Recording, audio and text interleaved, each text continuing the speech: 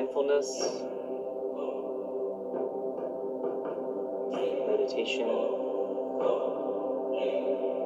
metamorphosis. Hello everybody, welcome back to Screenstars. I'm here today to bring you my review for the 2022 horror Entropy, a film that is directed by Cameron Hale and it stars Miranda Neiman, Hayley Sunshine and Scott Hale.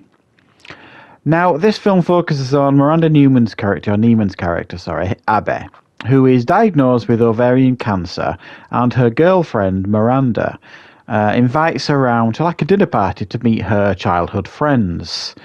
It's kind of discussed at this party that there is a long-lost friend called Scott who is returning, who was kind of like, well, they describe him as like being in some kind of cult.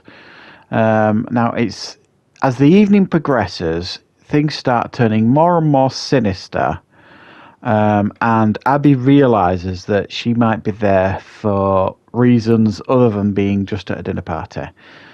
And that's all I really want to say without spoiling things. Right.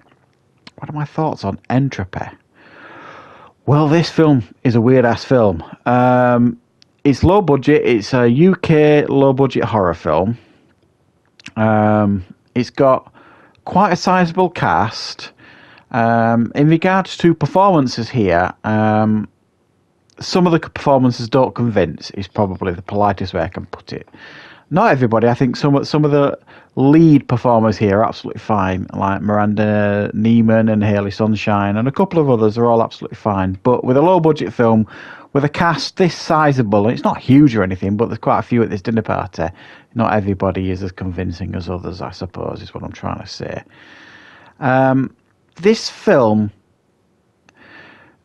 is obviously tipping its hat to things like John Carpenter and body horror and like cosmic horror. It's almost like Lovecraftian in its approach later on.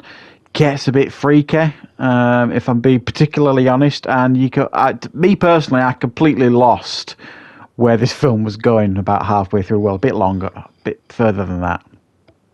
It seems obviously that she's there for a reason. She got this ovarian cancer. It seems that, this guy's part of a cult and everybody else is kind of involved or part of it in some way.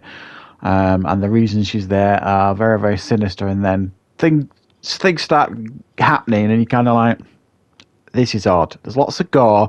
It's almost like they're throwing loads of gore and, low budget special effects at things and hatcheting things and squelching everywhere. And in the hope maybe that'll kind of cover up the gaps in the plot and things like that. It just, for me, it was like, what is going on here with this film?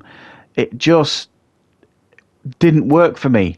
The second half of the film, it's almost like the first half of the film was setting up the second half of the film, but the second half of the film didn't make sense to me at all. And it was poorly written in that sense. I just didn't get what was going on. And the problem with the film as well here is because so much of this film relies on like dialogue. The audio's not brilliant either, and the film relies heavily on a lot of dialogue in the early part. The first half of the film. There's lots of talking, lots of people around tables talking and going over this, that, and the other, and him talking about his trip to Africa and this, that, and the other.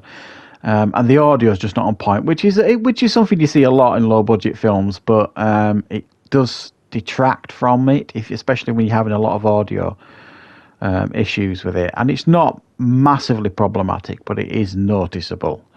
And also as well, for me, for a film that relies so heavily on like dialogue, it wasn't interesting enough to keep me engaged, either through unconvincing performances or subject matters not being particularly interesting. They didn't seem like this group of friends. They didn't seem like they'd known each other for a long, long time, and some of the things felt a bit forced. But it's not a horrific bad film at all. There's lots of ideas going on here, lots of pretty decent ideas. And it's definitely inspired by, John Carpenter, H.P. Lovecraft, and, the low budget gore fest that we used to get in the 80s and things like that. So there will be some gore fans out there that I think will be attracted to this, and it is trying to be something a little bit different. It's trying to be,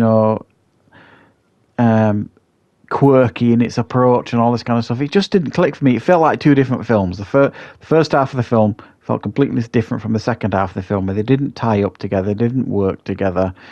And if I'm being particularly honest, some of the effects in the film looked a bit silly in regards. There's one guy with like these really long dangly arms that just looked really daft.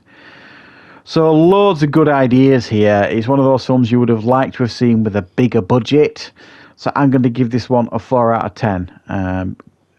Gore fans, Carpenter fans, H.P. Lovecraft fans might find something in here to enjoy.